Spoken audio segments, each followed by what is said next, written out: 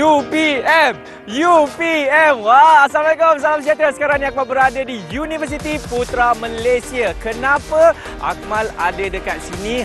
Kerana Akmal akan bersama dengan seorang ikon yang cukup hebat. Katanya mempunyai pengalaman yang cukup banyak di dalam kebudayaan dan kesenian, terutamanya seni teater. Wah, siapa ni? Nak tahu siapakah beliau? Jom kita bersama dengan Dr. Azrai Azmi.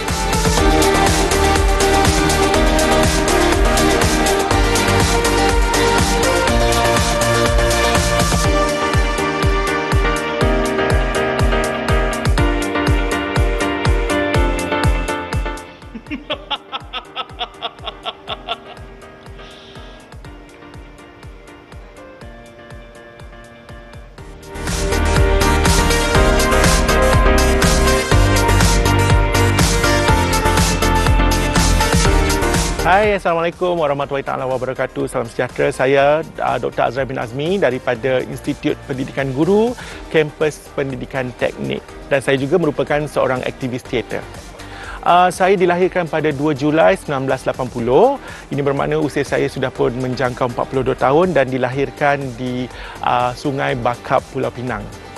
Saya ada 5 orang adik-beradik. Abang pertama sudah pun meninggal dunia, tinggal 4 yang masih hidup, dan saya merupakan anak bongsu daripada 5 adik-beradik tersebut. Sebenarnya penglibatan awal adalah secara tidak sengaja.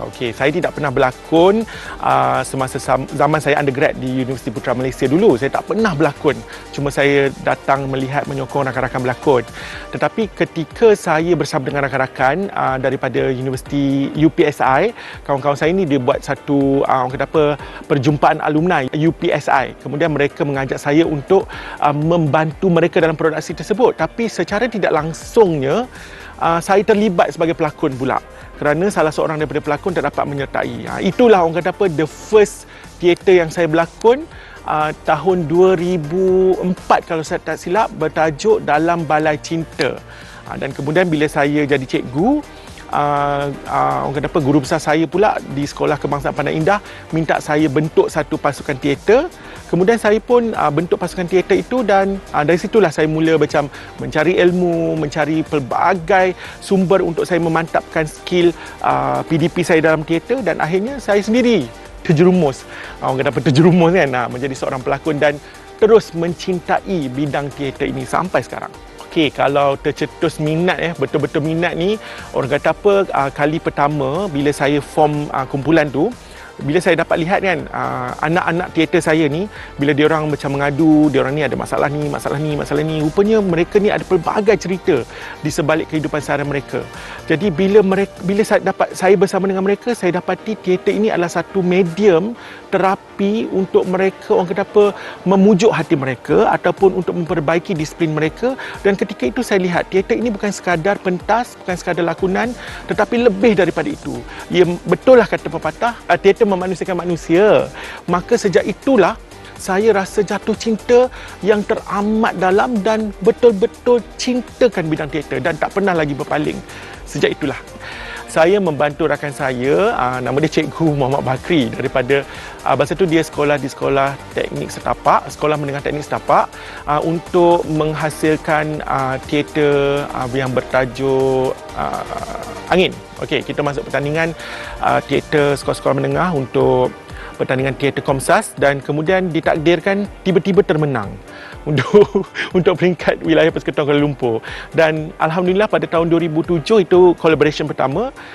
Kemudian kami restage, dan 2010 kami alhamdulillah dapat jadi Johan Kebangsaan. Sejak itulah saya katakan, rupanya aku ni macam bolehlah involve dalam teater ni. Sejak itulah saya pun terus involve.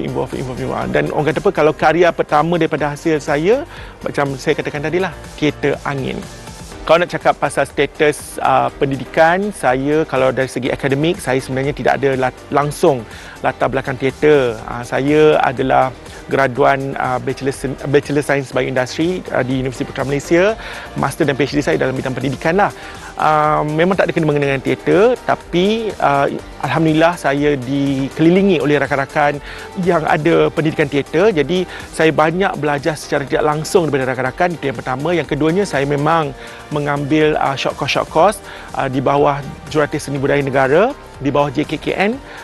Jadi dari situlah saya dapatkan ilmu teater secara formal. Yang memberi dorongan dan inspirasi diri sendiri. Sebenarnya yang memberi dorongan dan inspirasi, saya mungkin tidak bernasib baik seperti orang lain.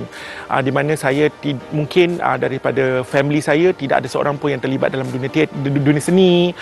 Dan even though saya pun tidak ada latar belakang seni yang orang kata apa, dari segi akademik saya tidak ada latar belakang seni. Jadi saya yakin dan percaya setiap orang yang berjumpa dengan saya, setiap orang yang bersama dengan saya adalah orang yang memberi dorongan dan sokongan. Antaranya seperti yang di belakang ni, iaitu anak-anak murid saya, rakan-rakan saya dan juga semua yang pernah bersama dengan saya, rakan-rakan di sekolah lama dan juga rakan-rakan yang berada di institusi sekarang. Juga rakan-rakan aktivis yang bersama dengan saya. Mereka lah yang memberi dorongan dan mereka jugalah yang memberi inspirasi untuk saya terus setia dalam bidang teater. Karya pertama yang saya lakonkan adalah Dalam Balai Cinta. To be honest, tahun 2004. Alamak, macam mana nak ingatnya? Dia cerita saya, dia sebenarnya senang cerita macam ni. Nama watak saya lupa, lebih kurang Inang apa saya lupa, kerana sepatutnya watak itu perempuan, tapi saya tidak menjadi perempuan. Dia jadi lelaki, cuma ambil nama watak perempuan dia je lah, Inang. Cuma disebabkan pelakon asalnya tidak dapat untuk sertai mereka, jadi mereka minta saya bantu menyelesaikan masalah produksi untuk bersama dengan mereka.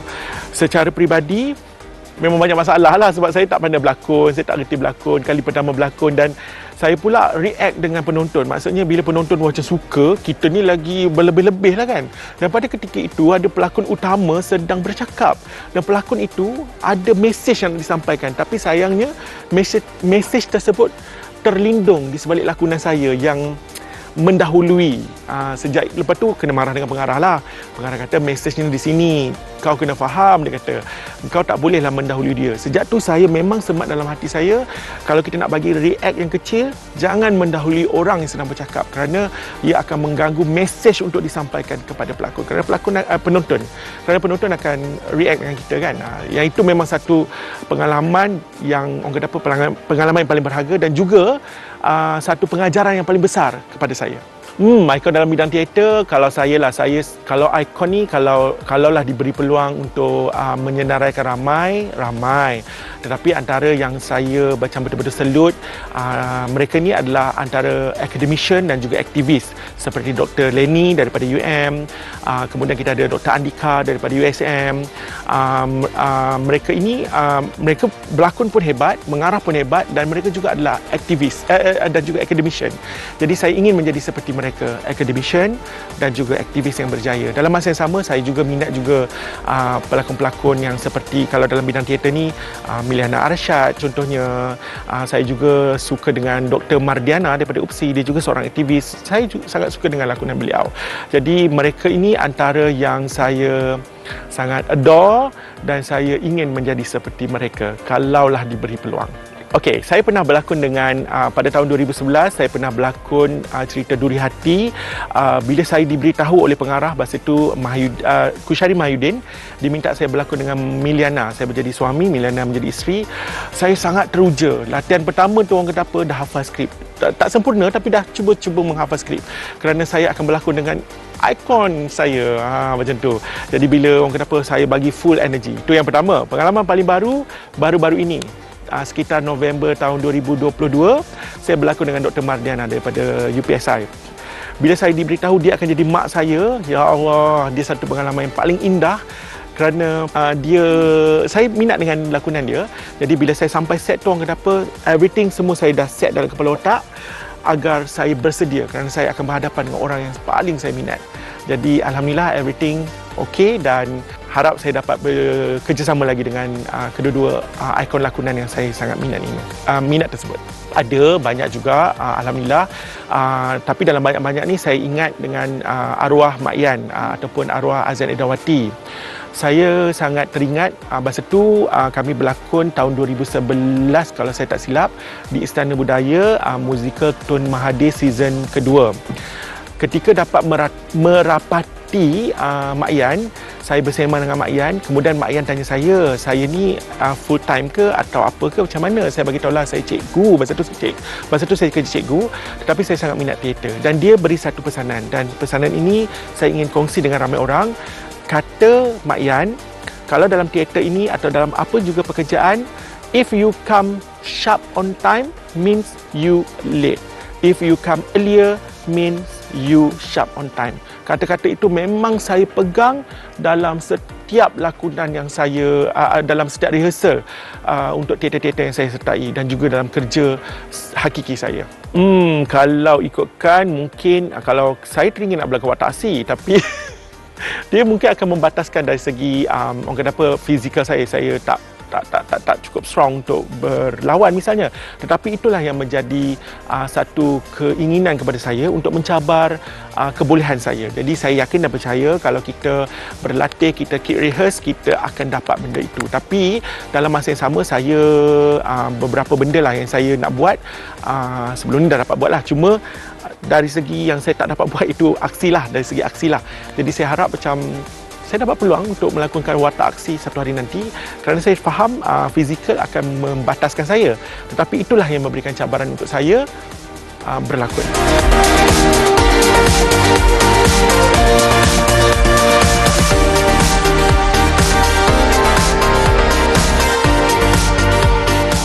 Itulah orang kata kan, tuah ayam nampak di kaki, tuah manusia. Siapa yang tahu, samalah seperti dengan ikon kita ni, daripada nak cuba-cuba je terus menjadi salah satu kerjaya di dalam kehidupannya. Memang terbaiklah Dr. Azrai Azmi.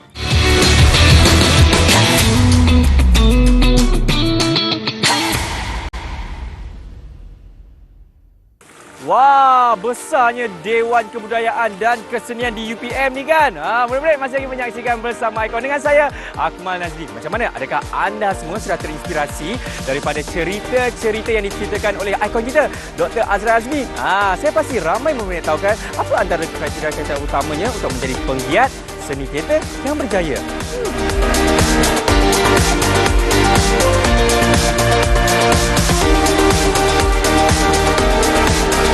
Rutin kehidupan saya sebagai seorang pensyarah, pagi-pagi pergi ke kampus, kemudian saya akan siapkan semua dokumen-dokumen pengajaran saya macam slide, dan saya akan membuat sedikit revision sebelum saya masuk ke kelas.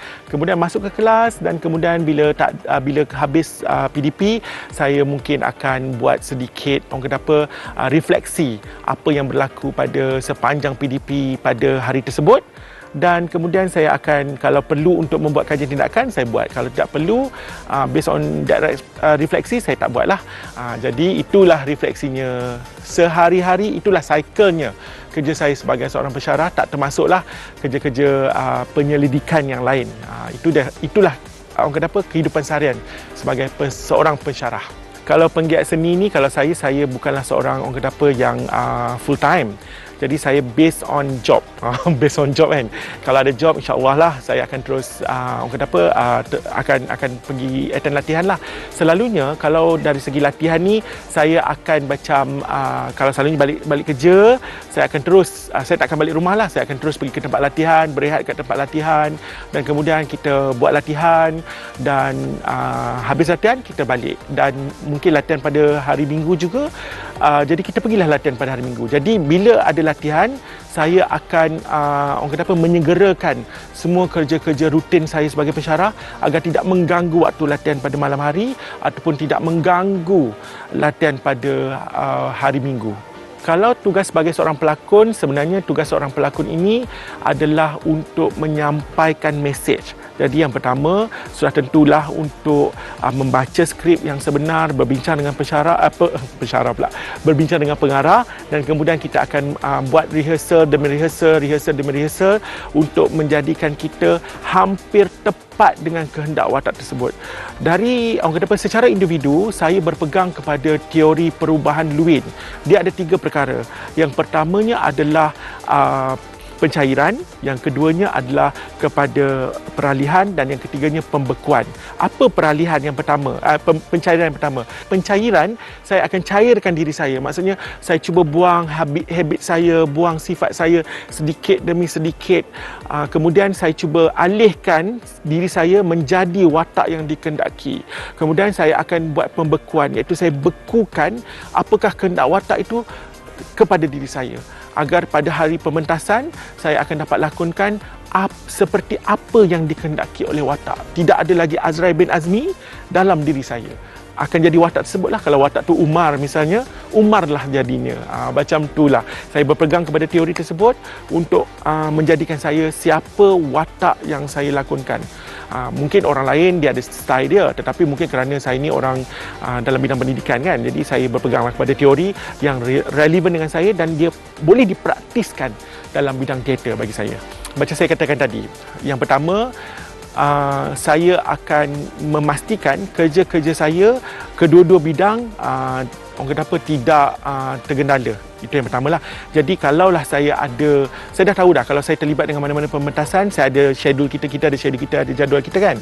Jadi saya akan menyegerakan untuk saya menyiapkan kerja-kerja rutin saya, agar kerja-kerja rutin saya ini tidak mengganggu kerja-kerja lakonan saya. Jadi saya akan siapkan semua kerja, dan bila saya pergi latihan, semuanya adalah based on latihan saja. Saya tidak akan ingatkan lagi kerja-kerja rutin saya. Jadi berpegang kepada jadual, betul-betul berpegang kepada jadual. Itu sajalah cara saya membahagikan. Apa-apa pun bagi saya keyword dia fokus. Jurulatih seni teater, okey. Saya pernah tugas sebagai seorang jurulatih seni teater. Saya pernah bertugas sebagai jurulatih seni budaya negara di bawah JKKN untuk beberapa buah sekolah. Selalunya kami akan dapat modul yang dibekalkan oleh JKKN, dan kemudian kita akan berbincang dengan pihak sekolah bilakah masa yang sesuai untuk kita pergi ke sekolah untuk melatih, dan selalunya kita akan macam pastikan pelajar bersedia dan kita pun bersedia, dan kita cari satu masa yang sesuai dan kita akan melatih mereka. Okey.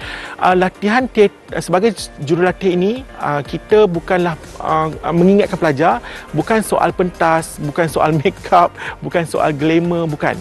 Tetapi soal untuk mendisiplinkan diri dalam pementasan dan menjadikan teater itu juga sebagai salah satu panduan untuk mereka menjadi pelajar yang baik. Orang kata apa, kalau dalam teater ni kita ada latihan fokus, kemudian mereka ni pun shot on time, whatever segala bagai ni, benda-benda ni boleh diimplementkan di dalam diri mereka sebagai seorang pelajar. Dan alhamdulillah, saya rasa kebanyakan orang yang belajar teater ini secara langsung ataupun tidak langsung, kebanyakannya dia akan sukses dalam kerjaya yang dipilih kerana mereka implement disiplin dalam teater itu dalam kerjaya yang mereka bawa.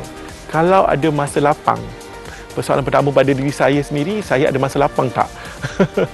Okeylah, kalau ada masa lapang, apa yang saya lakukan? Okey, saya memang gemar membaca lah. Saya akan membaca, selalunya saya akan baca buku-buku, sebenarnya jujur buku-buku fiksyen, kerana bila buku-buku fiksyen ni dia akan menjadikan saya macam berimajinasi, dan secara langsung sebagai seorang yang menceburkan diri dalam bidang teater, kita perlu untuk mempunyai imajinasi yang luas, yang tidak terbatas, untuk menjadikan kita seorang pelakon yang serba boleh. Jadi macam saya memang akan membaca buku-buku yang fiksyen lah untuk merangsang saya punya pemikiran ataupun merangsang saya punya kreativiti, dan juga merangsang saya punya untuk menjadikan pemikiran saya tidak terbatas. Itu saja. Sebenarnya saya OCD. Kalau sesuatu perkara, kalau kat rumah lah ataupun dekat tempat kerja pun, kalau buku tak teratur, saya akan pastikan teratur baru saya balik. Kat rumah pun macam tu. Saya nak tidur, tiba-tiba lama ada benda yang tak kemas, saya sanggup kemas baru tidur. Saya OCD. Yang seterusnya, saya ini juga adalah seorang yang orang nampak macam sombong sebenarnya, sebab saya tak reti nak memulakan, tak reti untuk menegur. Sebab sebenarnya walaupun saya banyak bercakap, orang nampak saya kuat bergaul, tetapi sebenarnya saya adalah seorang yang introvert.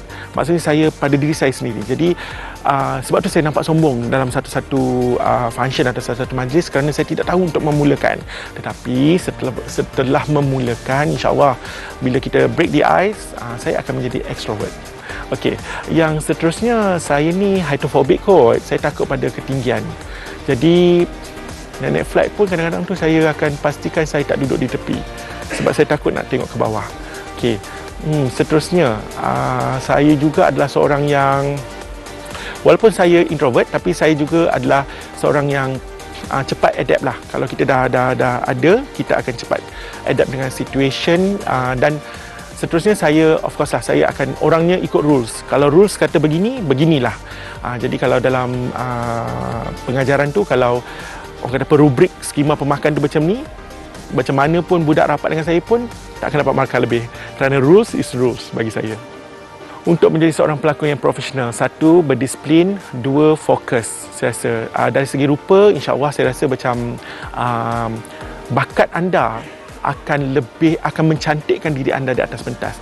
Tetapi bila anda fokus, bila anda fokus dan bila anda berdisiplin, saya rasa anda akan dapat apa yang dikehendaki dan anda akan dapat orang kata apa, menjalani latihan rehearsal dengan sangat baik dan seterusnya dapat menjayakan pementasan dengan sangat sempurna. Saya ada seorang rakan, dialah sebenarnya orang pertama yang cakap kat saya, kamu berbakat ke? Kamu boleh berlakon lah maksudnya. Dia kata, kawan saya itu Muhazzam Razali, dia juga seorang aktivis dan juga seorang penulis lah sebenarnya. Dan dialah orang kata apa yang banyak memberi dorongan, galakan dan kadang-kadang banyak juga karya-karya dia saya berlakon dan saya pernah berlakon di bawah arah dia. Jadi saya menamakan dia sebagai guru saya. Okey, kalau tips daripada dia, antara yang saya ingat, beliau pernah menyatakan kepada saya bahawa Azrai, lakonan ini bukan soal pentas tetapi soal bagaimana kita nak sentuh hati manusia. Dia kata, jangan sesekali tunjukkan kamu pandai berlakon tetapi pastikan kamu berlakon dari dalam hati kerana hanya hati kita yang mampu untuk menyentuh hati orang lain. Biar hati kita berbicara dengan hati orang lain. Berlakonlah dengan sejujur-jujurnya dan akhirnya hati kita akan berbicara dengan hati orang lain dan orang lain akan dapat impak daripada apa yang kita lakonkan. Itu nasihat dia. Jangan sesekali tunjuk pandai berlakon tetapi berlakonlah dengan jujur.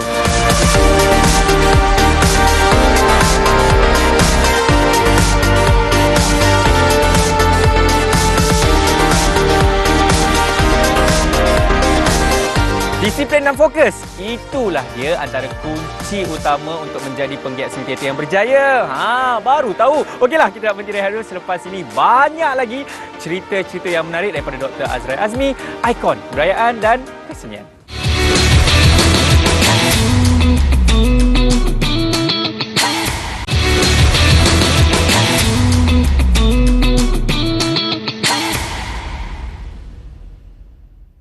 Baik, bertemu kembali dalam Bersama Ikon dengan saya, Akmal Nazir. Kita tahu kan, di dalam kehidupan ni ada pasang, ada surut, ada manis, ada pahit. Samalah seperti ikon kita ni, Dr. Azrai Azmi yang bakal menceritakan kisah kehidupan.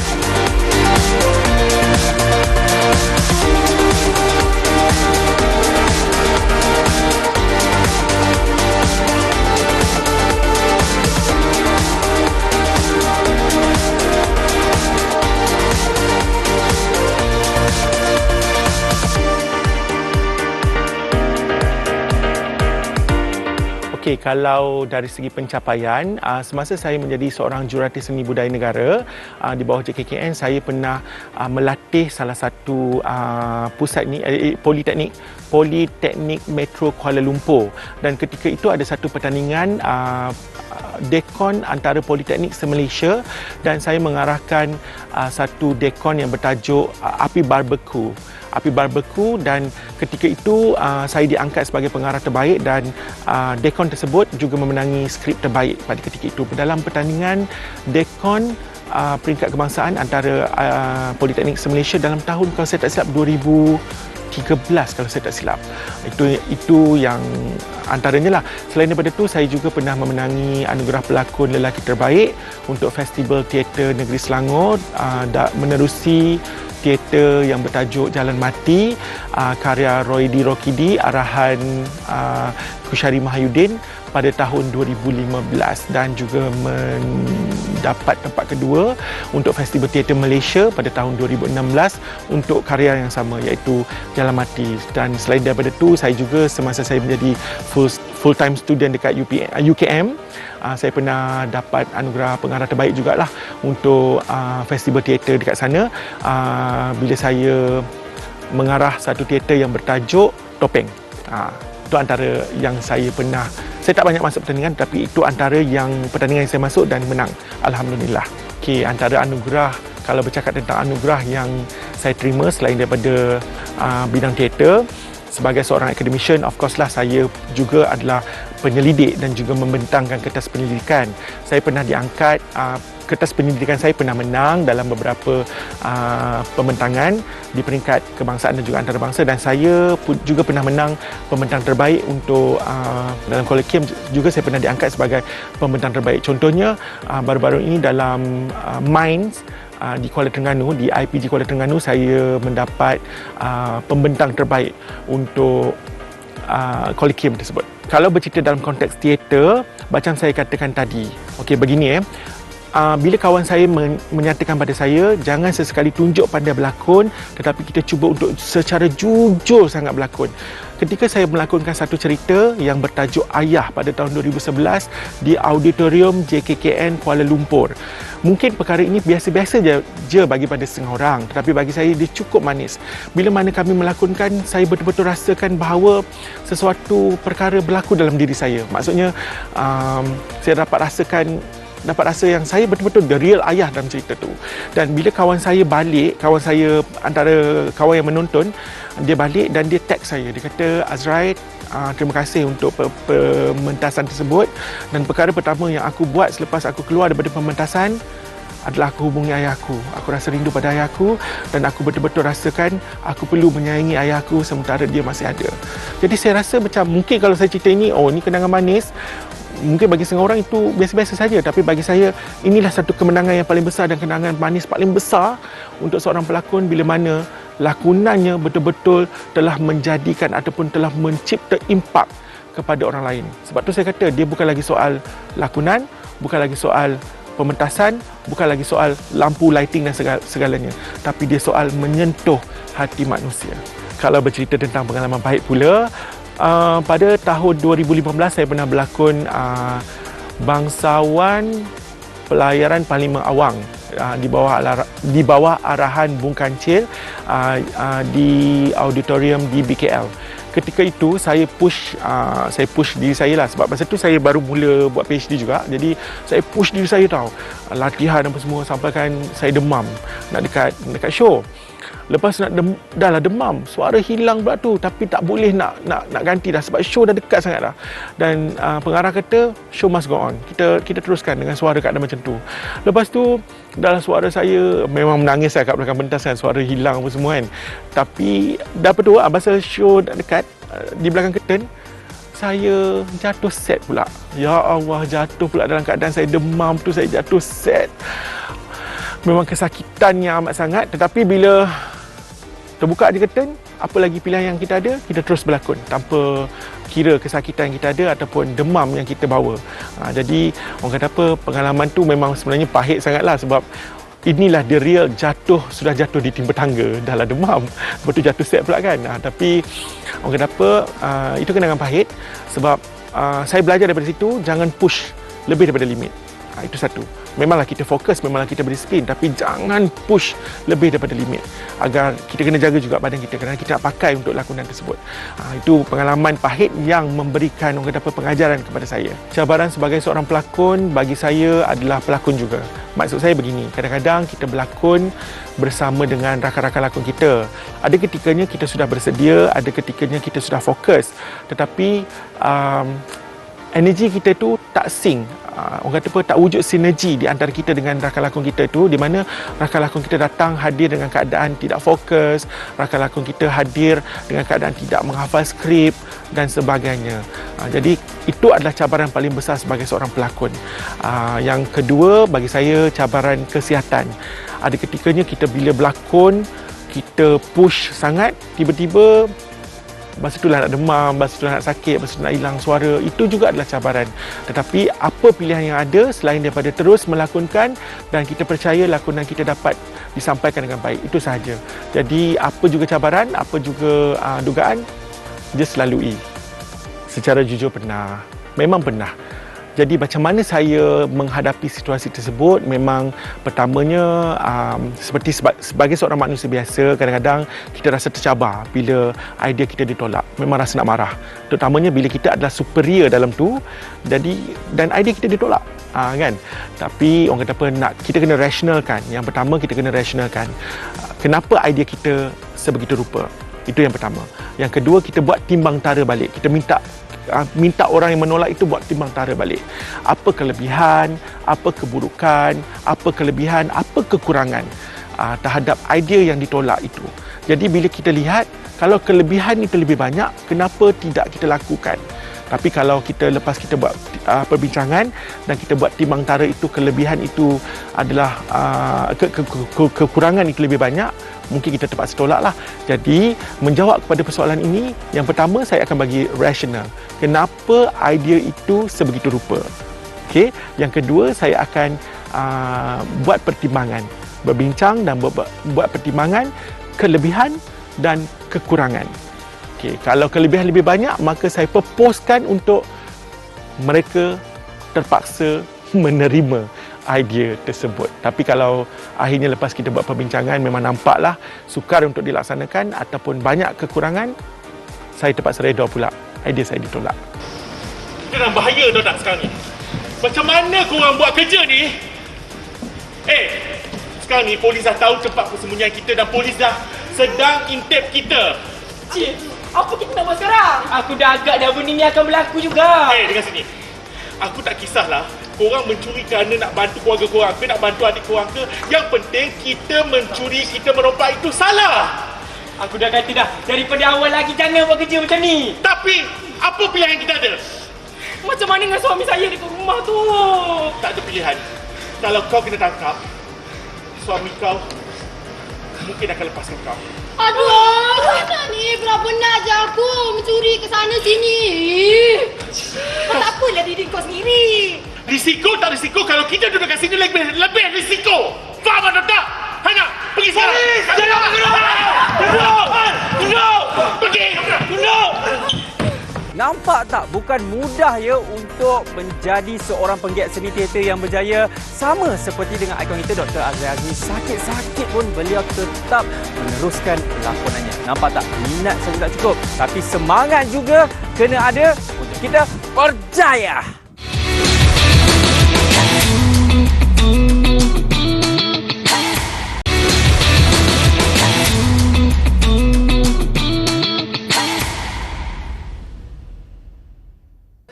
Baik, masih lagi menyaksikan Bersama Ikon dengan saya Akmal Nazri. Inilah dia ikon kita, iaitu Dr. Azrai Azmi. Doktor, Masya Allah.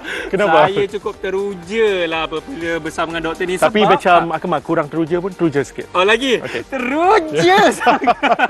Okay, bersama dengan doktor. Baik doktor, kita nak tahulah kan mengenai perkembangan seni teater, terutamanya daripada golongan remaja sendiri. Sebab kita tahu sekarang ini dengan adanya social media, mungkin ada di kalangan remaja-remaja di luar sana kurang minat dah dengan dunia teater ni. Pandangan doktor sendiri. Okey, sebenarnya kalau ikutkan perkembangan teater dalam orang kata apa, sambutan daripada anak muda, sebenarnya masih memberangsangkan. Okey. Sebagai contohnya untuk di peringkat KPM sendiri, BSKK telah pun semasa pandemik telah pun menganjurkan pertandingan teater secara online, menggunakan orang kata apa, menggunakan medium seperti YouTube dan juga seperti bukan IG, TikTok. Dan juga TikTok untuk mereka letakkan satu orang kata VTT pendek lah dalam lakonan mereka. Dalam masa yang sama Akmal, kita boleh lihat banyak juga pertandingan-pertandingan yang bila dah boleh bersemuka ni, ada pertandingan-pertandingan yang dilakukan masih dapat sambutan. Macam baru-baru ni ada apa kita panggil Monogram. Mono. Dia ada satu pertandingan ni tapi monolog lah yang dianjurkan oleh Majlis Teater Selangor dalam kalangan anak muda memang beri sambutan yang sangat menggalakkan. Dan untuk pengetahuan Akmal dan juga semua penonton lah, dalam baru-baru ni ada pertandingan. Surprisingly, antara sekolah menengah dengan sekolah rendah, mutu sekolah rendah sangat jauh ke hadapan. Jadi saya nampak pada suatu ketika nanti mungkin teater Malaysia akan kembali bersinar seperti dahulu kala, insya-Allah. Amin. Amin. Yang belakang ni budak sekolah rendah ke? Kebanyakan mereka ini bergiat daripada sekolah rendah sampai di sekolah menengah pun mereka masih orang kata mengabdikan diri kepada teater mereka ini. Terbaiklah. Ui, saya macam lagi teruja tengok kat belakang ni. Mereka membuat ini dipanggil pemanasan badan, betul? Yes, betul. Wah, saya tahu ya. Ya, Akmal. Baik. Jadi doktor, itu dari segi sambutan di kalangan remaja. Tapi dari segi industri teater kita, industri seni teater sekarang ini bagaimana? Lagi-lagi selepas pandemik. Sebenarnya Akmal, kalau bercerita tentang industri teater selepas pandemik, mungkin orang menjangkakan akan slow. Mungkin, tetapi bila Motek memberikan banyak dana dan saya lihat baru-baru ini seperti cendawan, orang kata apa, cendawan tumbuh selepas hujan. Kerana ketika saya melakonkan ada satu teater baru-baru ini, saya melakukan Kuala Lumpur Menangis Lagi di panggung Bandaraya. Pada ketika itu ada 4 atau 5 pementasan yang lain di venue-venue yang lain, sampaikan ada yang bergurau, kami ni terpaksa bahagi 4-5 badan ke untuk hadir ke semua. Macam tu Akmal. Dalam satu masa satu orang kata apa, kalau yang cerita ni 3 malam, yang ni pun 3 malam, tarikh yang sama. Jadi sebenarnya kita nampak selepas pandemik ini teater Malaysia semakin berkembang. Sampaikan saya rasa macam kita tengok tahun depan, saya kira masih trend yang sama juga. Maksudnya akan ada banyak pementasan dan banyak option kepada kita sebagai penonton, of course lah kita juga sebagai pelakon, untuk menerima job dan juga untuk memberi sokongan kepada rakan-rakan yang lain. Ya, sebab kita tahu kan pengiat seni teater ini mereka memerlukan satu persembahan untuk meneruskan kehidupan. Betul doktor? Betul. Okey, baik, kalau kita nak bercakap dari segi kerjaya, kita tahu doktor memang cukup hebat menjadi seorang pencarah, menjadi juga penggiat seni teater yang berjaya, menjadi juga, saya rasa banyak di luar sana tu doktor menjadi ya. Tapi kan doktor, saya nak tahulah, sebab kita tahu mungkin ada orang mengatakan manusia ni tidak pernah puas kan. Betul. Jadi macam doktor sendiri, apa lagi yang doktor impikan? Mungkin dari segi kerjaya? Saya nak jadi pengacara untuk Didik TV. Okey, terima kasih doktor, kita sampai di sini saja. Tidak sebenarnya. Akmal, sebenarnya saya ingin terus bersama dengan teater, kerana saya yakin dan percaya banyak lagi ruang-ruang, walaupun saya dalam industri ini, tapi banyak lagi ruang-ruang yang belum saya teroka. Jadi saya ingin terus bersama dengan teater kerana saya ingin meneroka banyak lagi perkara di dalam teater. Jadi saya akan terus bersama teater. Orang kata apa, saya tak payah nak meneroka benda lain. Saya hanya berada dalam teater dan juga of course lah kerja saya sendiri sebagai pensyarah, kerana saya nak teroka apa lagi ruang-ruang yang tak ada, yang belum lagi saya teroka. Itu sahaja. Baik. Jadi doktor, kalau saya nak tanya juga kan, kita tahu doktor dalam bidang seni teater ni mungkin dah lebih 10 tahun atau lebih dari 20 tahun? 10 tahun. 10 tahun kan. Dan doktor ada mengatakan doktor nak meneruskan lagi dalam bidang teater ni. Di mana doktor dapat lihat diri doktor sendiri lagi 5 atau 10 tahun akan datang daripada sekarang ini? Dalam bidang teater. Bidang teater. Saya menjangkakan saya masih menghambakan diri sebagai seorang pelakon yang mungkin kategori veteran dalam dunia teater. Saya masih. Saya akan terus bersama dengan teater. Ya, terima kasih doktor. Dan saya pasti doktor pun dah banyak pengalaman dalam hidup, terutama dalam bidang seni teater, dan saya pasti ada juga antara resepi-resepi kejayaannya. Mungkin macam saya yang berusia 18 tahun sekarang ini kan. Jadi, saya tahu apa antara resepi-resepi orang hebat ni seperti doktor. Silakan. Macam inilah Akmal. Saya percaya, satu, kalau kita buat, kita perlu bersungguh. Okey, ini saya ada satu orang kata apa, satu benda yang saya amalkan dalam teater.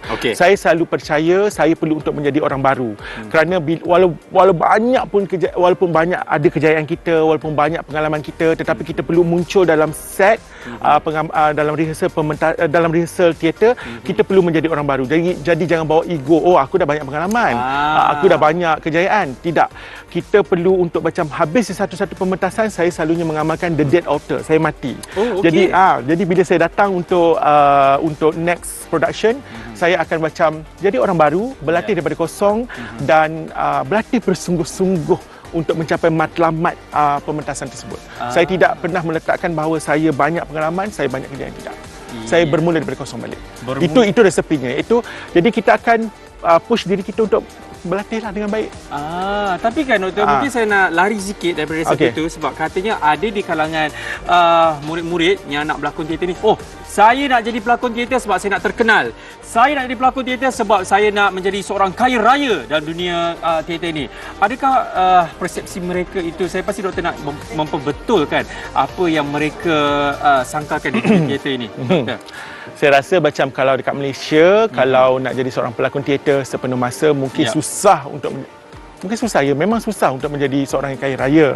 Mungkin juga susah untuk menjadi terkenal kerana kelompok kita kecil, penggemar kita kecil.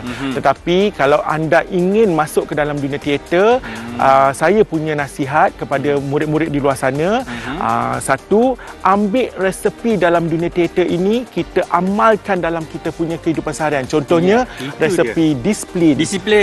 Fokus. Jadi ambil benda-benda ini dalam kerjaya yang kita bina, apa juga kerjaya. Inilah dia. Orang kata implement ilmu teater ini dalam kita punya kerjaya. Dan bukan juga dalam kehidupan kan? Dalam kehidupan, betul juga Akmal. Jadi janganlah nak memikirkan tentang nak glamour, nak terkenal, nak kaya, ketepikan. Tapi ambil benda-benda yang kita dapat daripada dunia teater ini, kita implement dalam diri kita. Dan sentiasa merendah diri. Betul doktor? Betul. Ya, dan kita tahu kan untuk menjadi pelakon teater ini, kadang-kadang kita mengimpikan pelbagai watak. Betul. Nak jadi watak orang kampung, nak jadi watak orang susah, nak jadi watak penjahat ataupun antagonis. Betul. Kan? Dan saya rasa doktor di dalam lebih 10 tahun itu telah banyak membawa watak-watak yang cukup hebat. Dan mesti ada satu watak yang doktor rasa, kenapalah tak dapat watak tu lagi? Kenapalah tak dapat watak lagi? Apa tu, Dr. Azrai? Allahu Akbar. Kalau saya tahu keterbatasan saya adalah untuk watak yang memerlukan fizikal. Memerlukan fizikal. Jadi saya bersedia kalau diberikan watak yang memerlukan ketangkasan fizikal, maka saya akan cabar diri saya untuk melaksanakan dan melakukan tugasan tersebut dengan baik.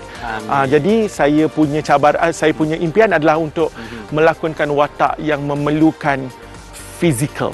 Permainan fizikal. Itu dia. Baik doktor, dan katanya impian doktor untuk berlakon di dalam dunia teater ni adalah nak berlakon dengan Akmal Nazri. Betul ke? Sudah terlaksana sebenarnya. Ya, pada tahun 2011 bukan? Ya, betul. Baik, Dr. Azrai, mungkin sebelum kita nak tutup kan bersama ikon kali ini, harapan Dr. Azrai Azmi di dalam dunia seni teater ini. Silakan. Saya percaya untuk menyentuh hati manusia yang lain, kita perlu sentuh dengan hati kita. Jadi satu medium yang membekalkan untuk kita menyentuh hati orang lain dengan hati kita adalah melalui lakonan teater. Jadi saya mengharapkan teater berkembang dekat tanah air dan semua golongan meminati teater dan mula memberikan perhatian kepada teater, kerana kata Buya Hamka, sentuhlah hati manusia lain dengan hati kita, dan dengan lakonan yang jujur, lakonan yang datang daripada hati, kita mampu untuk menyentuh hati manusia yang lain. Maka untuk mengangkat kata-kata Buya Hamka ini, saya menyeru kepada semua rakyat Malaysia, terutamanya anak-anak murid di Malaysia, untuk sama-sama memberi perhatian kepada teater dan mencintai teater, dan sekurang-kurangnya untuk merakyatkan teater dalam diri anda. Doktor, betul lah orang kata kan, kita ni jangan berhenti bermimpi. Kerana daripada mimpi itu akan menjadi kejayaan. Amin. Baik, terima kasih Dr. Azrai Azmi. Saya rasa merupakan itu satu kisah, satu juga pengalaman yang cukup menarik yang doktor telah kongsikan kepada anda semua. Jadi tu apa lagi? Jomlah kita masuk ke dunia teater. Wah, saya mau promosi kan. Baik doktor, terima kasih banyak. Kalau nak tahu siapakah ikon seterusnya, nantikan bersama ikon. Saya Akmal Nazri. Doktor, boleh tak kita sambung latihan di sana? Jom, Akmal. Mari kita jumpa lagi. Assalamualaikum. Hey. Bye. Okey, ni macam mana ni? Okey, Akmal nak berlakon. Saya nak jadi watak orang jahat tu. Okey, Akmal kalau watak orang jahat, selalunya ending dia kena pukul.